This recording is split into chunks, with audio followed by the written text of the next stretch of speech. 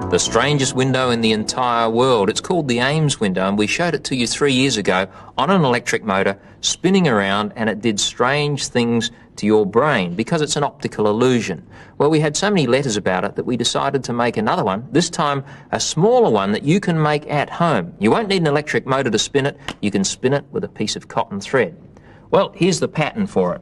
You notice that it's not a rectangle, it's actually a trapezoid. It slopes in towards one end. Now, your brain tells you that most windows are rectangles, even when you know they're not, and that's the whole basis for the illusion. What you need to do is to find some thick cardboard, which is the same colour on both sides, and then mark out around that window. Now, once you've done that, you'll then cut it out with a good pair of scissors or one of these safe cutting knives, and you'll end up with a piece of cardboard shaped like that. Now, you'll also need to mark out the internal spaces on the window, and to do that you can simply press through with a ballpoint pen and then mark them out with a felt-tipped pen.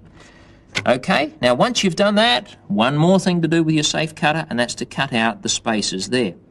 This will take you quite some time, but at the end of it all, you will have a window that looks just like our big one, except it's on a small scale, and you'll shade in with a coloured pen those sides there, making sure that it's exactly the same on each side. There we are. Now, whichever way you look at that, your brain will tell you that the long end is nearer to you. Now, it is nearer to you now, but now I'll put it back near my body. Now it's nearer to me, but it still looks as if it's nearer you, doesn't it? Because you're used to seeing things bigger when they are closer to you. Now, here's the spinning motor. It's simply a piece of cotton thread tied to this corner and tied to the other corner, and I've wound it around in my fingers so that when I let it go in a moment, it'll unwind, the thread will unwind, and you'll see the thing spinning. There we are. I'll hold it at the same level as your eyes, and we'll let it go. Now, you know that it's turning around in circles.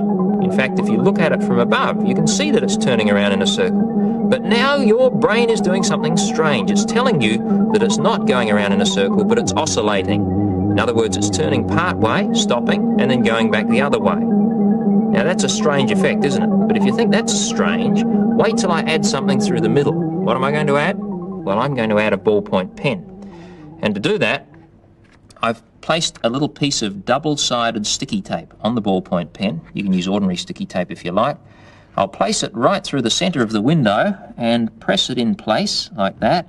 Now, this time, by fixing on the pen, you'll be able to see that the pen is going around in a circle and not going backwards and forwards. But what's your brain going to tell you about the window? Will your brain allow you to see the window going around in a circle with the pen? Or are you going to see something really strange? Well, have a look at that. That's unbelievable, isn't it? You can see the pen going around in a circle, but your brain is telling you that the window is going part way around and turning and going the other way. And yet, in order to do that, the two things have to pass through one another, the pen and the window. You know it's not possible. You know it can't happen. And yet, as you look at it, you see them going through one another every time they go around. An amazing illusion, the Ames window. And I think you're going to have a lot of fun making your own.